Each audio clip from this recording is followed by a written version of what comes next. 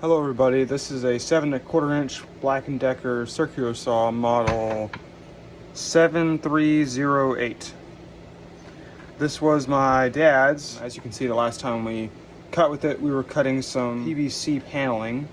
So we had the blade on backwards and it's just covered in dust. My dad gave me this saw because for his birthday, I got him a new Cobalt saw that was on sale. So he gave me this. Now it works, but it needs some TLC. The blade doesn't move that freely, and the cord's got like little spots where it's been chewed up and stuff. So it's kind of actually a bit of a safety hazard because there is some exposed wire there, and that's not good.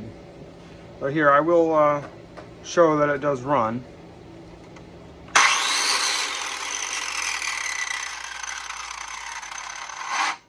As you can hear, it doesn't sound very happy.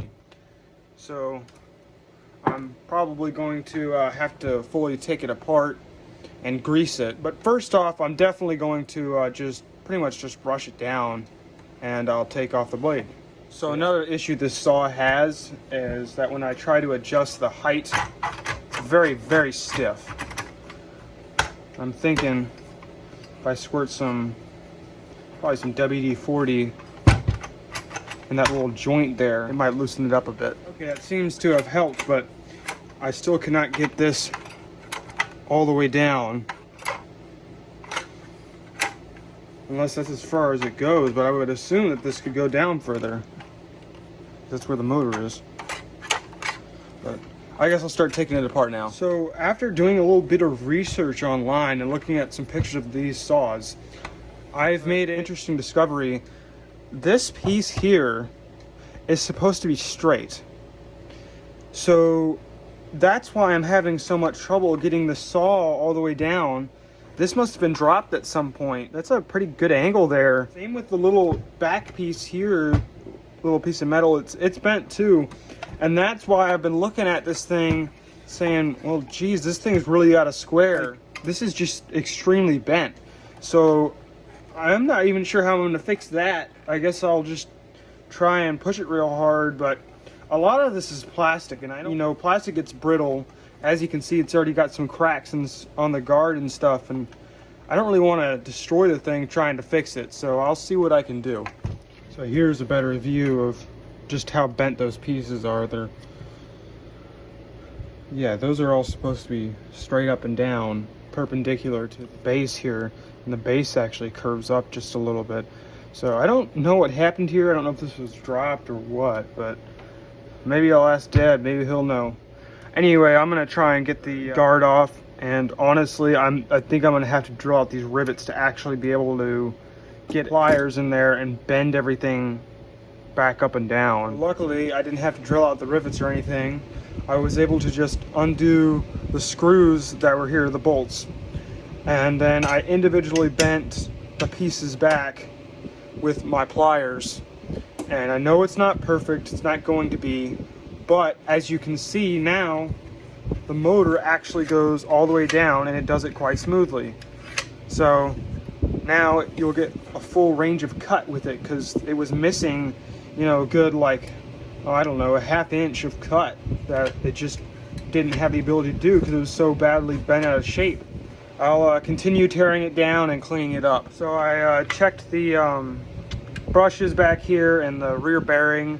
The rear bearing's just dry, but it's not worn out or anything. Brushes look okay.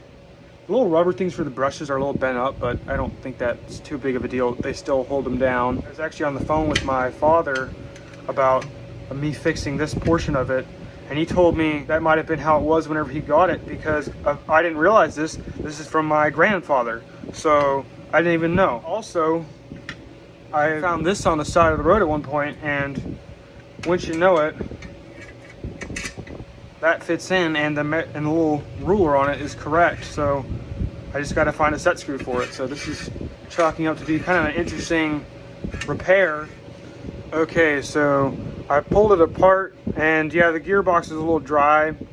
For now, I'm just putting white lithium in there. I'll see how that does. If it starts to make the noise again, I'll probably have to put real grease in there, but it is what it is. I'll just start putting it back together. A little comparison, you see how smooth that is now. It actually turns quite easily. As you can see, I've gotten it pretty clean here. The cord needs a bit of work still, and there's still that, so I need to find some electrical tape or something. I think there's another hole, yeah, here, but there's no wire poking out on this side. But definitely this needs to be taped up. Now I'm going to start working on cleaning up the guard a bit.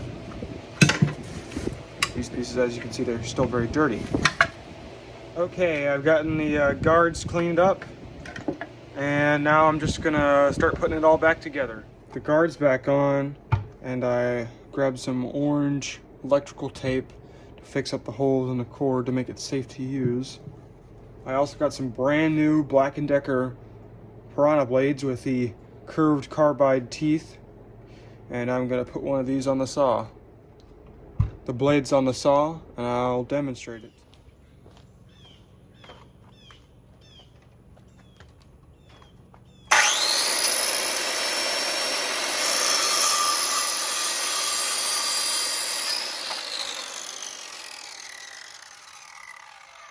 One thing that I forgot to mention is that I found a set screw that works for this edge guide here.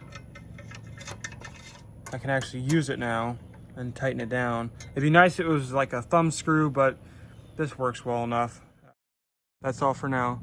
Thanks for watching.